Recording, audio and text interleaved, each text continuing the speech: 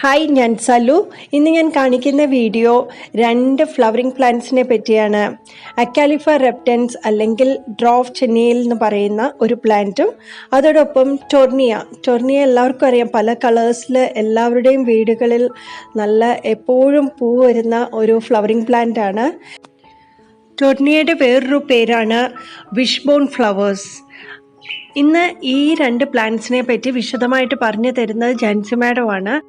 അതുപോലെ തന്നെ അക്കാലിഫ റെപ്റ്റൻസ് എന്ന് പറഞ്ഞ പ്ലാന്റിന് ഒരുപാട് പേരുകളുണ്ട്. സമ്മർ ലവ്, ഡ്രാഫ് ചിനേൽ, പണ്ട് നമ്മൾ നാട്ടിലൊക്കെ കാണുന്ന കോഴിവാലൻ ചെടിയുണ്ട്. അത് വന്നിട്ട് അക്കാലിഫ ഹിപ്സ്പിഡ എന്നാണ് പേര്.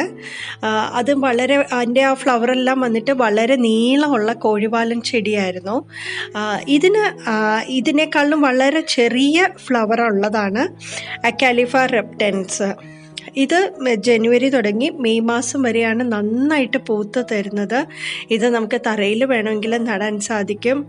അതുപോലെ തന്നെ തറയിൽ ഇങ്ങനെ പടർന്ന് വളരെ പന്തലിച്ച് കിടക്കുന്ന ഒരു ചെടിയാണ്. അതുപോലെ തന്നെ ഈ രണ്ട് പ്ലാന്റ്സും നിങ്ങൾ തീർച്ചയായിട്ടും നഴ്സറിയിൽ കാണുവാണെങ്കിൽ വാങ്ങിക്കണം.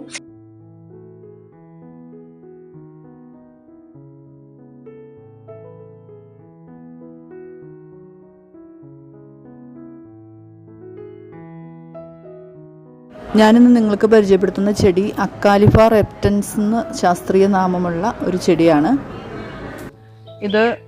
ഇതിന് മിനിയേച്ചർ കോഴിവാലൻ എന്നാണ് പേര് ഇട്ടിരിക്കുന്നത് കേട്ടോ. നമുക്ക് ആ ശാസ്ത്രീയ നാമമൊന്നും നമുക്ക് എപ്പോഴും പറയാനായിട്ട് പറ്റില്ല. അപ്പോൾ ഇത് ഞാൻ പരിചയപ്പെടുത്താൻ കാരണം, ഇത് ഞാനൊരു ലോണിൽ ഒരു വീട്ടിൽ കണ്ടതാണ്. അതായത് പുല്ലിന് പകരം അവരിത് പിടിപ്പിച്ചിരിക്കുന്നു. അപ്പോൾ ഇതുപോലെ നിറച്ച് പുല്ലിൻ്റെ ഇടയിൽ ചുവന്ന പൂക്കളുണ്ടായി നിൽക്കുന്നതാണ്. ഒത്തിരി ഭംഗിയാണ്. പക്ഷേ എനിക്ക് ഈ പുല്ല് നമ്മുടെ ലോണിൽ പുല്ലുള്ളതുകൊണ്ട് മാത്രമല്ല, എനിക്ക് ആ പുല്ലിനേലും ഭംഗി ലോണിൽ നിൽക്കുന്നതിലും ഭംഗിയായിട്ട് തോന്നുന്നത് ഇതുപോലെ ചട്ടികളിൽ ഹാങ് ചെയ്തിടുന്നതാണ് കേട്ടോ. അപ്പോൾ ഇത് എല്ലാ കാലാവസ്ഥയിലും നമ്മുടെ നാട്ടിൽ വളരുന്ന ചെടി തന്നെയാണ്. എവിടെയെങ്കിലും നിങ്ങൾ നേഴ്സറികളിലോ എവിടെയെങ്കിലും കണ്ടാലും നിങ്ങൾ ഇതിൻ്റെ ഇതുപോലെയുള്ള ചെറിയ കമ്പ് മതി നമുക്ക്. ഇത് നടാനായിട്ട് ഉപയോഗിക്കുന്നത് കണ്ടോ. ഇതിനൊക്കെ ചെറിയൊരു വേര് ഇതിൻ്റെ ഓരോ മുട്ടിലുണ്ട്. അപ്പോൾ അത് നമ്മുടെ മണ്ണിൽ മുട്ടി ഇരിക്കുന്ന രീതിയിൽ നമ്മൾ വെച്ചിട്ട് അതിൻ്റെ മുകളിൽ ഈ കൊക്കോപ്പീറ്റും ചാണകപ്പൊടിയും മണ്ണും മിക്സ് ചെയ്ത ആ മണ്ണിലേക്ക് ഇതൊന്ന് നട്ട് വെച്ചാൽ മാത്രം മതി. ഞാൻ നട്ട് വെച്ചിട്ട് അധികമായിട്ടില്ല, പൂക്കളായി വരുന്നേ ഉള്ളൂ കേട്ടോ. ഇത് ഓരോ വർഷവും നമുക്ക് ഒരു ചെറിയ തണ്ട് കിട്ടിയതാണ് ഞാനിപ്പോൾ ഇത്ര എടുത്തിരിക്കുന്നത് കേട്ടോ. ഓരോ വർഷം നമുക്ക് ഇതിൻ്റെ തണ്ട് ഇതുപോലെ നീണ്ടു വരുന്നത്. ഇതിപ്പോൾ മണ്ണിൽ മുട്ടിച്ച് നമുക്ക് വെച്ച് കൊടുത്ത് ഓരോ പ്രാവശ്യവും ഇതുപോലെ കയറ്റി നമുക്ക് വെച്ച് കൊടുക്കാം. പക്ഷേ എൻ്റെ ഈ പോട്ട് ഒത്തിരി തിങ്ങി. അപ്പോൾ ഞാനിത് മുറിച്ച് നടാമെന്ന് വിചാരിച്ചു. അപ്പോൾ നിങ്ങൾക്കൊന്നൊരു വീഡിയോ കാണിച്ചിട്ട് ചെയ്യാമെന്ന് വിചാരിച്ചു. ഇപ്പോൾ ഇതുപോലെ ഉണ്ടാകും, നല്ല ഭംഗിയായിട്ട് ഇതുപോലെ ഹാങ് ചെയ്ത് പൂണ്ടായി നിൽക്കും.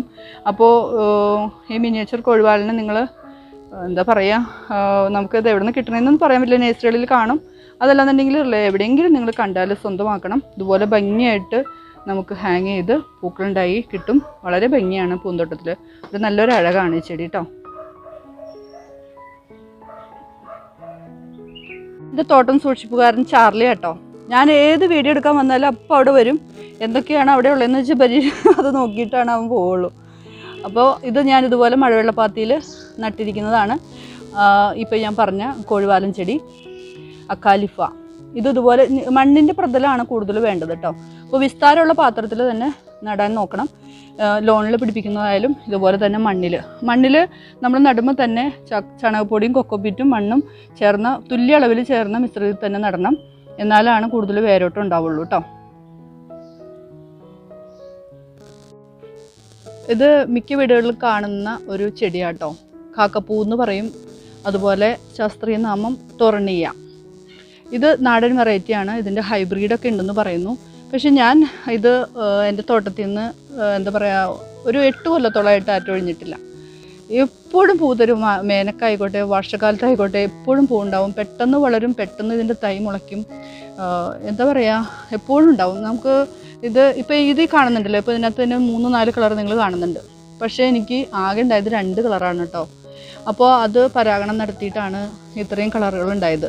അപ്പോൾ ഞാനിത് ഒരുമിച്ചാണ് വെച്ചിരിക്കുന്നത്. നിങ്ങൾ ഈ സ്റ്റാൻഡ് ശ്രദ്ധിച്ചാലറിയാം, മഴവെള്ളപ്പാത്തിയാണ്. ആ മഴവെള്ളപ്പാത്തിയിൽ ഞാൻ ഓരോ പ്രാവശ്യവും മുകളിൽ 10 മണിയാണ് നട്ടിരിക്കുന്നത്. വൈകുന്നേരം ആയതുകൊണ്ട് പൂവൊക്കെ വാടിയിട്ടോ. ഓരോ പ്രാവശ്യം ചെടികൾ മാറ്റി മാറ്റി വയ്ക്കും. സീസൺ ഫ്ലവേഴ്സ് പൂക്കൾ ഉണ്ടാകുന്നതനുസരിച്ച്. പൂവ് ഈ സ്റ്റാൻഡിലുണ്ടായി നിൽക്കുന്നതാണ് ഏറ്റവും കൂടുതൽ ഭംഗി. അപ്പോൾ ഞാൻ എന്ത് ചെയ്തെന്ന് വെച്ചാൽ ഇത് നട്ടിരിക്കുന്നത് ഇതിൻ്റെ മണ്ണ് മാറ്റിയിട്ട് ചെറിയ ചെറിയ ചട്ടികളിൽ. അപ്പോൾ നമുക്ക് എന്തുണ്ടാവുമെന്ന് വെച്ചാൽ സീനിയോ അല്ലെങ്കിൽ നമ്മുടെ സീസൺ ഫ്ലവേഴ്സോ ഒക്കെ നമുക്ക് ഇതേപോലത്തെ പോട്ടിൽ നേരെ ഈ ചട്ടി അങ്ങോട്ട് ഇറക്കി വെച്ചാൽ മതി. കണ്ടോ, ഇതേപോലെ വെച്ചാൽ നല്ല ഭംഗിയായിട്ട് കിട്ടും. അപ്പോൾ ഇത് തന്നെ നോക്കി, ഇത് നല്ല എന്താ പറയുക, വലിയ വളമൊന്നും വേണ്ട. സാധാ മണ്ണിൽ കുറച്ച് ചാണകപ്പൊടി, കുറച്ച് കൊക്കോപ്പീറ്റ്, അതായത് മണ്ണിന് വേരോട്ടം കിട്ടാൻ. ഇതിൻ്റെ വേര് അധികം താഴത്തേക്ക് പോകില്ല. ഇതിൻ്റെ വേര് ഇങ്ങനെ മുകളിൽ തന്നെ പടർന്നുകൊണ്ടാണ്, അധികം താഴത്തേക്ക് പോകുന്ന ചെടിയല്ല. അപ്പോൾ അതുകൊണ്ട് നമ്മൾ ശ്രദ്ധിക്കേണ്ടത് ഇത്രേ ഉള്ളൂ.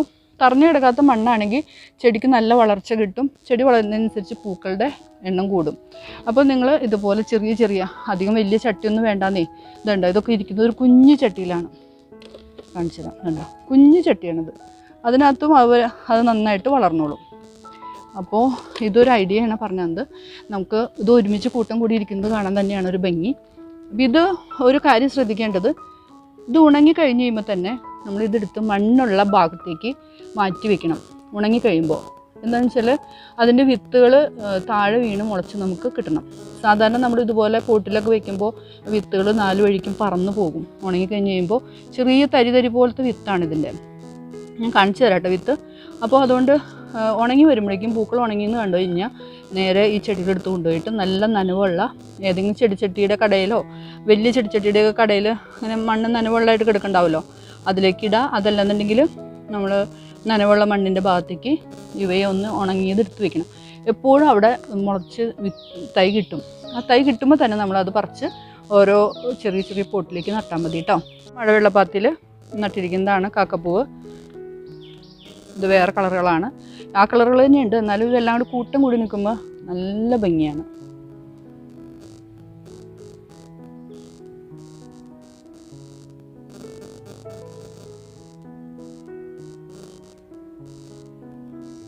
കാക്കപ്പൂ ഉണ്ടായി കഴിഞ്ഞപ്പോൾ അത് ഉണങ്ങി തുടങ്ങി.